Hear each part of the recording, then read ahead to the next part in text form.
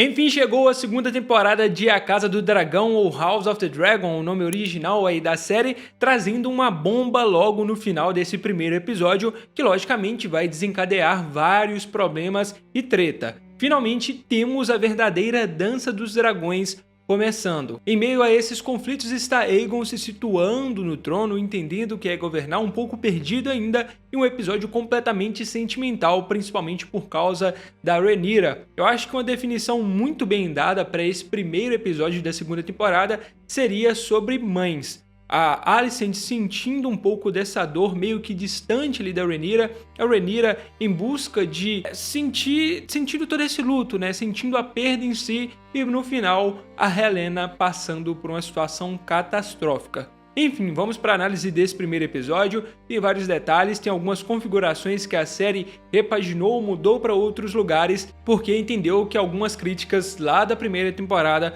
fazem sentido, então teve que mudar um pouco o trajeto, mas para melhor. Vamos lá, eu não poderia começar essa análise sem falar da nova abertura, que pra mim dá uma nova cara, é muito melhor do que a outra, aquele caminho de sangue formando aquela árvore hereditária dos Targaryens naquele momento, a junção com os Hightowers, isso ainda é mantido dentro dessa nova intro, né, dessa nova abertura, mas agora tem uma abertura com o nome da série mesmo, A Casa do Dragão, que são os Targaryens, porque mostra desde o início, tem alguns trechinhos ali mostrando sendo utilizada a magia de sangue, que dizem que foi a partir da magia de sangue os Valyrianos jogavam ali cobras e outros bichos e acabaram surgindo os dragões, né, desse universo, até a chegada do conquistador de Aegon Conquistador em Westeros com suas irmãs, os lords se ajoelhando e seguindo aquela trajetória, né, tem o Maegor aparecendo até chegar nos dois, principalmente ali na junção da casa Hightower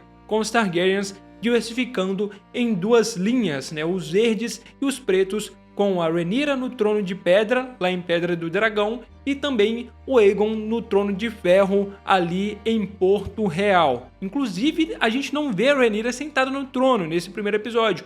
Eu acho que é um detalhe que faltou, ver ela sentada no trono ali de pedra, em Pedra do Dragão, como a Daenerys fez lá em Game of Thrones. Sobre a abertura, em breve posto um vídeo aqui no canal explicando cada detalhe, cada um desses momentos que conta muito sobre a história da casa Targaryen ali em Westeros. O início do episódio apresenta Cregan Stark, o atual Lorde ali do Norte, o Senhor do Norte naquele período, e o Jace indo fazer esse primeiro contato com ele. Para quem não se lembra, lá na primeira temporada, o Jace e o Luke, os filhos da Rhaenyra, são enviados cada um para um destino, para que eles formassem novas alianças para a rainha. A situação do Luke não foi muito positiva, terminou com aquela tragédia, só que o Jace teve muito sucesso ali no vale, onde eles nem mostraram nesse início a Jaime Arryn, que eu achei um absurdo, porque apesar de ela ter uma citação bem pequena ali em Fogo e Sangue, ainda assim ela tem uma suma importância por ser parente da Rhaenyra, ser uma mulher e tudo mais. Espero que nos próximos episódios ela dê as caras, porque a atriz foi escalada, então eu acho que isso deve acontecer. E ali tem o Cregan Stark, o atual Senhor do Norte, onde ele abre esse episódio falando sobre a questão do dever de honrar os juramentos que foram feitos. Acho que o Ned Stark ali em Game of Thrones pregou muito essa ideia que os Starks têm honra, né, que cumprem tudo o que eles se propõem, apesar de que isso eu acho que é muito mais algo que veio do Ned Stark ali de Game of Thrones do que da história da casa Stark em si. O Cregan faz essa introdução ali da Patrulha da Noite, da Muralha, do Torrhen Stark, essa missão que os Starks têm de proteger não só o sul, né, contando ali do norte, o sul da muralha, mas sim além da muralha, ao norte da muralha, os perigos que se encontram por lá. É meio que uma introdução para quem ainda não assistiu Game of Thrones. Eu achei muito justo isso, porque muitas pessoas, creio eu, estão assistindo A Casa do Dragão primeiro e depois vão ter o interesse de ir lá e assistir Game of Thrones. Então seria muito fácil colocar todos os acontecimentos que o livro Fogo e Sangue aborda e que o leitor como eu quer assistir, e eu acho que ainda assim ficou faltando, mas eu entendo completamente toda essa introdução sobre a Patrulha da Noite, a colocar a Patrulha da Noite como algo honroso também, apesar que lá ao passar do tempo foram enviados bandidos, pessoas meio que para cumprir uma pena e não cumprir, né, mas para se livrar da espada na cabeça, de perder a cabeça, indo contribuir com a Patrulha da Noite. a série A Casa do Dragão traz uma evidência muito melhor sobre a patrulha e tudo mais. E ainda tem aquela alfinetada do Cregan falando pro Jace, olha, pelo menos você veio aqui para fazer uma aliança sem me ameaçar com o dragão, se remetendo a Aegon Conquistador, que ao chegar em Westeros e fazer esse contato com cada um dos lords desses reinos, utilizou a sua maior arma, que é o seu dragão, e os dragões das suas irmãs contra esses lords que se rejeitavam a jurar lealdade para ele. Então a aliança entre os Starks e os Targaryens nesse momento é meio que pautado no juramento que foi feito pelo pai do Cregan lá no passado para a Rhaenyra pequena, e sobre essa questão de honra, sobre esse fator de entender que o Reino Unido sobre a Rhaenyra, né, que foi no qual os Starks juraram, é muito mais eficiente do que não apoiar essa causa. Para mim, eles poderiam ter trabalhado nas atividades e na sequência que o livro dá também, nessa visita do Jace ao Winterfell, mostrando mais o Winterfell e também explicando que o Cregan teve uma história particularmente semelhante com a da Rhaenyra, claro, em condições diferentes, porque quando o pai do Cregan morre, o Rickon Stark, o tio dele assume como um senhor regente até que o Cregan atinja a sua idade de governante. Só que quando o Cregan atinge essa idade, o tio dele não quer devolver o trono, o tio dele não devolve o trono, usurpa dele esse direito. E nisso o Cregan tem que batalhar até conseguir o que é seu por direito. Algo semelhante com o da Rhaenyra podia ter enfatizado isso, e a questão do pacto de gelo e fogo, que de uma forma meio que teórica assim, são os Starks e os Targaryens, algo que eles não quiseram efetivar, dar tanta ênfase, e para mim ficou faltando. Até que chega a mensagem que todo mundo sabe, que é quando o Jace é informado sobre a morte do Luke. Uma cena que causou muita polêmica porque ela foi liberada antes mesmo do episódio é quando o Daemon começa a questionar a Rhaenys, falando que a Rhaenys tinha a chance de acabar com a linhagem do Aegon e ela não fez. Essa pra mim foi uma forma deles consertarem a cagada dessa cena que rolou ali na primeira temporada, uma cena que foi totalmente desnecessária, colocando a Rhaenyra saindo do fosso com o dragão e não atacando ninguém dos verdes.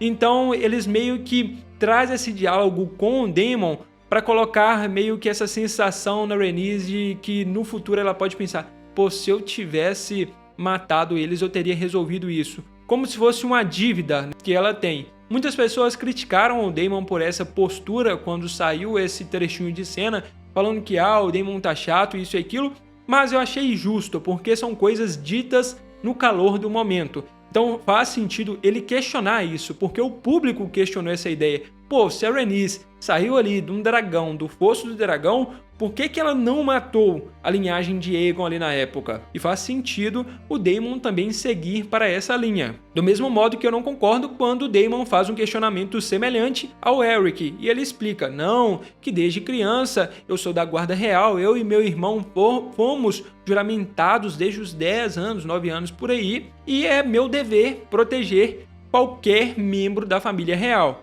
E quando uns se viram contra os outros, eu não sei qual decisão seguir, qual caminho seguir. E ele vai lá escolher a Rhaenyra para defender. Ele não tem a posição de atacar um membro da família real, mas defender, e nesse momento ele escolheu a Rhaenyra. Então ali foi meio que uma dorzinha de cotovelo do Daemon mesmo, que aí eu falei, pô, agora sim esse cara tá chato com esse blá blá blá dele aí. Passando todos esses momentos, a série vai para Driftmark e mostra o Corlys caminhando entre a plebe sem guarda nenhum, o que pra mim é um sinônimo ali de respeito e de confiança que ele tem no seu povo e o seu povo tem nele. E nisso é introduzido o Allen de Ru ou Allen de Casco, como é conhecido, sendo um dos marinheiros do Corlys. O Allen de Casco no livro, há um boato que ele era ou filho do Laenor, né, ou do Corlys, filho bastardo. Então a série ainda não apresentou isso, não deixou isso explanado, mas em Fogo e Sangue ele tem essa missão e no futuro se torna a semente, uma das sementes do dragão. Já expliquei em outros vídeos e não vou entrar tanto em detalhe aqui para não causar um spoiler para quem está chegando no canal aqui agora, mas ele tem uma suma importância. E já dá pra perceber isso de uma forma que ele aparece tendo vários diálogos, não é à toa, não é um figurante qualquer. E ali é falado sobre o bloqueio da Guela, que é onde meio que passa os navios para ir para outros continentes como Essos, e de lá tem essa troca, tanto Essos compra coisas ali da galera de Westeros, quanto o pessoal de Westeros compra também, traz embarcações lotadas de Essos, então é um fator comercial muito importante. E o Corlys, a Casa Velaryon, tendo um domínio naval ali, e por conta também de ter ganhado aquela batalha lá nos degraus, fez com que eles tivessem domínio daquele território e está complicando o lado dos verdes e conseguir esses recursos e fazer essa troca, essa comercialização, esse ato mercantil nessa região. E já em Porto Real mostra os escorpiões, que é um método de defesa contra dragões, algumas vezes muito eficientes, outras não, mas é uma forma de tentar atingir e derrubar esses dragões, como visto lá em Game of Thrones, quando acontece essas tretas com a Daenerys. E aí uma das grandes surpresas dessa segunda temporada, porque teve cena dos dois excluídas lá na primeira temporada, parecia que não ia levar para frente, mas acabou acontecendo nessa segunda, é a Alicent e o Criston Cole. Eu entendo em certo ponto, porque a Alicent é viúva, tá solteira, é jovem e é bonita, o Criston Cole também todo bonitão lá, mas claro, esse relacionamento dos dois é para realmente quebrar alguma das coisas que os verdes têm como crenças assim, ou como pontos que eles tentam exaltar para eles, como o lance da pureza, né? Muita é julgada a Rhaenyra por ter se envolvido com outro homem, também dela na juventude, a Alicent sempre julgava a Rhaenyra por essa questão, falando que, nossa, como assim? Ela se julgava tão pura e agora está se envolvendo com um membro da guarda real juramentado e já mostrou aí que por conta da sua espada, né, da segunda espada, ele quebra juramentos mais de uma vez. Lógico, esse lance dos dois tem meio que uma consequência ali no final do primeiro episódio, mas quebra esse paradigma que os verdes está lutando por conta de algumas bandeiras, né, algumas coisas que eles realmente defendem e que no fim também é por conta de poder do mesmo modo que os pretos estão lutando. O que importa é o trono, tá? Porque atrás dele, essas pessoas que estão buscando esse objetivo final não são nada certas. Nisso tem um conselho real e um dos detalhes mais impactantes é o começo dele. Primeiro, o Aegon vai buscar o Jaehaerys lá no quarto e a Helaena já comenta sobre uma infestação de ratos. E depois disso, no começo do conselho, mostra o caçador de ratos saindo com os ratinhos ali, mostrando que ele tinha total mobilidade dentro do castelo. São detalhes que a série já ia pontuando desde o comecinho para o que aconteceu de desfecho lá na frente. E é muito legal também ver o apreço que o Aegon tem pelo Jaehaerys, por ser o seu herdeiro, seu sucessor, mas também pelo filho, mostra que ele tem um certo carinho. E nesse início do conselho fica explícito o quão vislumbrado o Aegon ficou com o poder, porque lá na primeira temporada ele nem mesmo queria ser rei e isso não passava na cabeça dele. Mas depois que ele viu uma multidão se reunindo, ele passando, coroando ele como rei, ele pensou, beleza, agora eu quero fazer minha história aqui. Só que ele é muito inocente, ele nunca tinha esse peso da responsabilidade que ele tem agora. O Aegon era o cara da vadiação, da gandaia, e agora colocaram uma coroa na cabeça dele e ele não sabe muito bem o que fazer, apesar de tentar demonstrar que ele tem alguma lógica nos caminhos que ele vai direcionando ali dentro do conselho. E também surge a ideia que agora é um momento de menos pena, de menos corvos e mais guerra. O Otto e a Alicent tentam ser esse papel pacificador que não, tudo tem que ser conversado, uma hora isso vai se resolver na paz. E chega o Aemon quebrando tudo. Não que a gente tem que tomar Harrenhal porque são peças importantes. Acho que existe um temor, principalmente por parte do Otto, em relação ao Aemon. Não pela questão de que ele é impulsivo, porque o Aemon tem uma visão, um panorama geral de que realmente, se ele bradar uma espada, se trabalhar com estratégia, dá para chegar em algum lugar. Acho que o maior temor do Otto nessa relação é que o Aemon não pode ser manipulado. Ele tem seus interesses próprios, ele tem seu pensamento próprio e isso assusta porque, na verdade, o Otto quer comandar acima de tudo. Ele até mesmo tenta, ele já manipulava, né, a Alicent desde o início e ele tenta colocar algumas barreiras para a Alicent dentro do conselho para que ela não cresça e que ele continue tendo o domínio ali do Aegon. Então dá pra ver essa direção que ele tá querendo levar. Depois tem a cena do Larys com a Alicent e falando dos interrogatórios que ele fez e que agora as criadas são novas para Alicent e ele acabou descobrindo coisas interessantes. Ou seja, ele acabou descobrindo que a Alicent e o Criston Cole estão dormindo juntos. O Larry sempre vai ser essa figura que vai andar nos bastidores, que vai movimentar. Há muitas dúvidas sobre o papel dele mesmo na Dança dos Dragões. Lendo Fogo e Sangue, às vezes a gente até chega à conclusão que ele estava jogando pelos dois lados, mas na verdade ele estava buscando o que é benéfico para ele. Eu não posso falar que ele é muito mindinho ou que ele é um Lord Varys, ali o Aranha em Game of Thrones, mas ele fica nessa mescla dos dois. Ele vai trazendo informações, vai trabalhando em prol dele, só que ele não tem tipo uma Cersei Lannister que é muito mais fatal que uma Alicent contra esses aliados fakes, né? A Alicent é muito mais passiva nesse sentido e agora ela tem segredos dela na mão dele. E a Rhaenyra, que estava sumida, aparece encontrando os destroços do resto do dragão, do Arrax e do Luke, pelo menos a capinha dele, como uma forma de consolo. E esse já é o momento em que o episódio começa a entrar em um tom mais pesado, um tom mais catastrófico. A dor de uma mãe, como eu disse, esse episódio acho que ele tem como definição mães, né? Todo esse drama que cada uma delas vivem, esses acontecimentos trágicos, e a Rhaenyra sente todo esse peso, porque ela envia o Luke para uma missão que ela considerava assim mais fácil, que ela achava que poderia ser resolvido apenas com a conversa, se desse errado pegava e voltava, e chega nesse desfecho final muito trágico. Então todo esse peso que ela carrega pós ali o finalzinho do episódio 10 da primeira temporada, começa já a ser explorado nesse episódio inicial. E voltando para Porto Real, a gente vê a posição do Aegon como rei. O Aegon, diferentemente de um Joffrey da vida, como algumas pessoas tentaram pintar ele desde o início, ele não é um tirano. Ele só não entende a posição que ele está. Ele tenta ser benevolente, ele acha que vai conquistar a graça do povo, atuando em favor do povo, só que nesse momento a realeza ela acaba extraindo esses recursos que os plebeus precisam gerar para eles, para que eles alimentem seus dragões. Então assim, ele não entende que a ovelha que o cara lucrava vendendo, que o cara alimentava a sua família, agora simplesmente foi tomada e está sendo usada para alimentar alguns dragões em uma guerra que eles consideram importante. Mas a plebe não vê nesses mesmos olhos.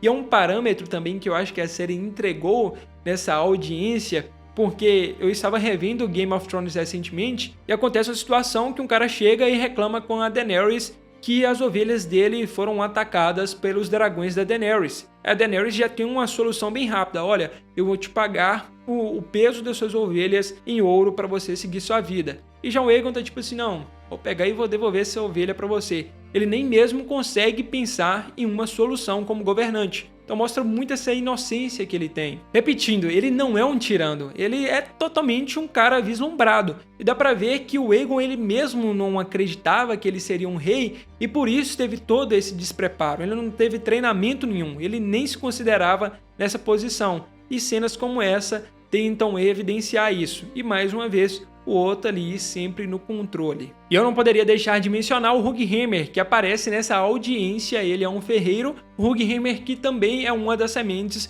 que vai ter uma posição mais interessante lá na frente e que eu não vou contar mais aqui. Ele também foi um personagem que foi reconfigurado porque inicialmente ele vive ali na região de Pedra do Dragão, eu acho que é Pedra do Dragão mesmo, ou Indrustmark, algo assim, eu tenho que me lembrar. E agora ele é levado para Porto Real, até mesmo para deixar mais explanado a situação da plebe ali na região e durante essa Dança dos Dragões. E pulando alguns acontecimentos que na maioria deles se referem ao trecho final, que é o trecho de Fogo e Sangue e toda aquela tragédia, e indo mais para algo que eu achei que é a parte mais emocionante desse episódio, que é quando o Jace ele chega na sala e começa a conversar com a Rhaenyra, se referenciando a ela como rainha e falando que conseguiu o apoio do Vale e que o Vale pediu um dragão, né, a Jaime Arryn, que o Cregan Stark enviou homens e que tem o apoio dele e que no meio dessa história ele acaba quebrando. A Rhaenyra também,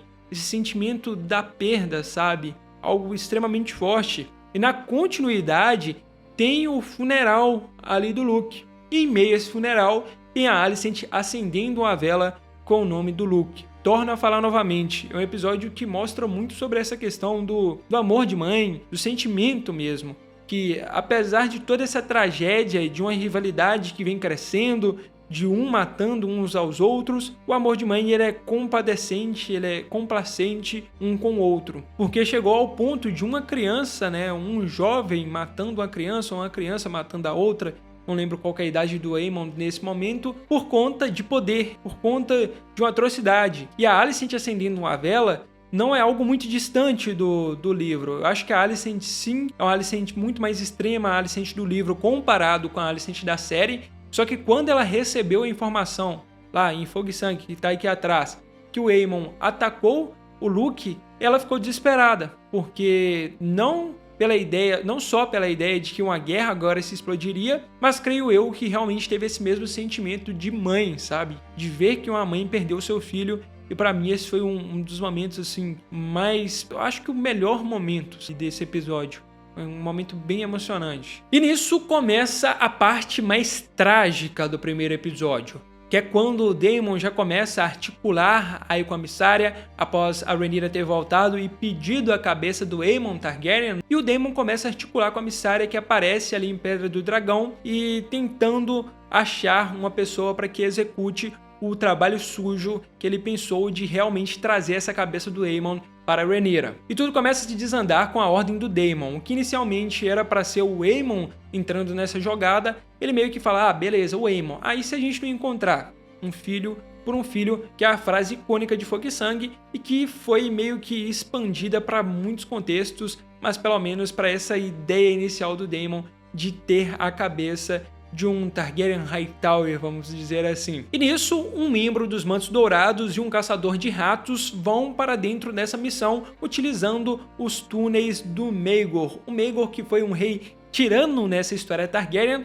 que construiu, né, terminou de construir, se não me engano, não, acho que ele iniciou mesmo construindo a Fortaleza Vermelha, e na Fortaleza Vermelha ele projetou esses túneis subterrâneos para que, se caso acontecesse algo, ele conseguisse sair por esses túneis ou se esconder, fugir mesmo da Fortaleza Vermelha como um método de segurança. E esses túneis acabaram sendo usados por outras pessoas, pelos caçadores de ratos, e esse caçador de ratos teve esse acesso, levando esse manto dourado em busca do Príncipe Aemon. Um detalhe legal que eu achei que House of the Dragon colocou, assim, muita gente não pode ter dado bola, é a chuva caindo naquele momento, mostrando que o barulho da chuva poderia muito bem camuflar os passos desses dois ali dentro da fortaleza. Claro, eu ainda achei muito fácil, eu entendo que eles não dariam bola nenhuma para esse caçador de rato ali, mas tem um cara totalmente diferente, né? Um manto dourado junto de um caçador de rato. Sim, é de se esperar que a realeza caga para esses funcionários aí e para essa galera da plebe. Mas a segurança no castelo naquele momento parecia que inexistiu, sabe? Ninguém via, você não via nenhum guarda ali naqueles pontos da Fortaleza Vermelha. Era meio que aceitável que o Criston Cole estaria fazendo a segurança da Alicent, mas não tinha ninguém na frente do quarto da Helaena. No meio de todos esses conflitos que estavam acontecendo, esperar que o quarto da Helaena estava desguardado é um pouco insolente, né? Por parte dos roteiristas aí. Mas vamos relevar isso. Já é uma parte que eu achei estranha. E com a chegada deles ali no quarto, tomando a Helaena como refém, eu achei que fez muito sentido ela não gritar inicialmente, porque aquilo ali ia valer a vida dela e dos filhos dela, e eles também não saberem quem é o menino e quem é a menina nessa história, porque um é caçador de ratos e nunca teve acesso aos andares superiores. O outro é o Manto Dourado, que não tem esse acesso também direto com a realeza. Então essa dúvida de perguntar para a Helaena quem é quem, e ter esse lance de que ela apontou para um, a primeira reação foi, opa, se ela está apontando para um, provavelmente é o outro, então vamos pegar o outro. E ter essa virada de chave do caçador de ratos, pensar, não, se ela está apontando para um, talvez ela pensou que a gente ia pegar o outro, então ela está falando a verdade e esse aqui é o menino. É uma jogada bem legal que a série construiu. Legal não, né? Vai ficar meio estranho eu falar nesse momento que é uma jogada legal. Mas no roteiro em si, essa estrutura que eles montaram. E cara, pra mim eu acho que o que mais me pegou, que eu achei meio que, não só a relação, né, de parecer que a fortaleza em si estava toda desguardada, no pré e no pós, quando a Helaena sai com a menininha ali carregando pelos corredores, foi a reação da Helaena.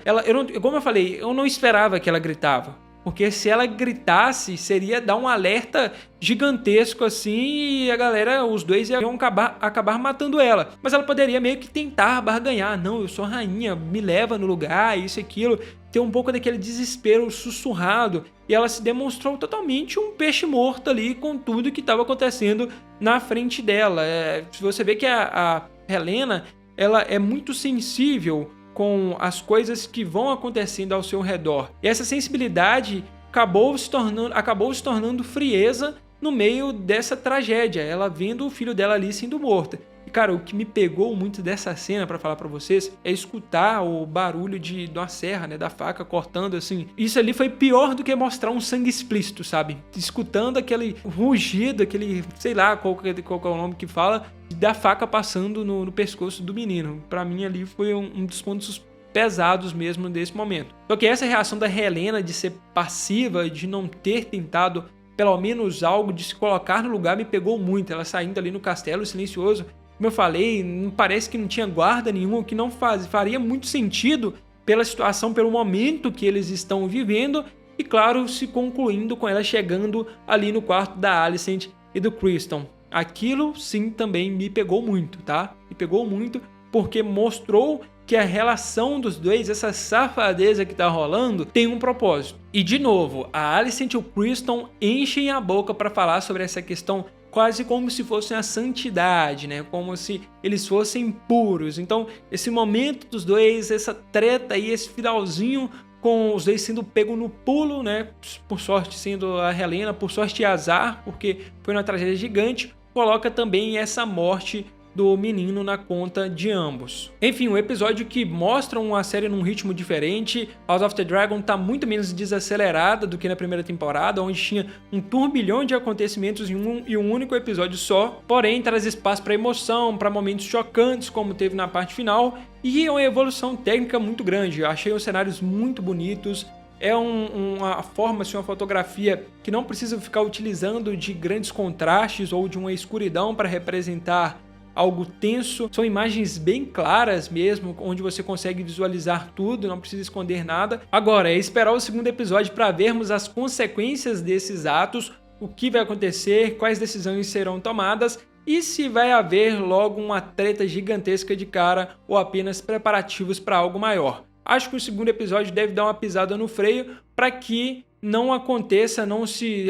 antecipe demais os grandes acontecimentos que provavelmente teremos nessa segunda temporada, segundo as previsões, e também seguindo aí o que Fogo e Sangue propõe dentro dessa história. Então, o vídeo foi esse, pessoal. Eu gostei muito de estar comentando aqui com vocês. Espero vocês em mais vídeos aqui do canal relacionados à Casa do Dragão e também sobre o segundo episódio. Comente a sua opinião, o que você achou aí de relevante, o que você achou que ficou meio que estranho nesse episódio inicial. Eu quero ouvir sua opinião e, claro, se inscreva no canal e me siga lá no Instagram, onde eu acabo compartilhando coisas mais simultaneamente e deve estar passando aqui embaixo nesse vídeo. Muito obrigado por sua visualização, tamo junto e fui!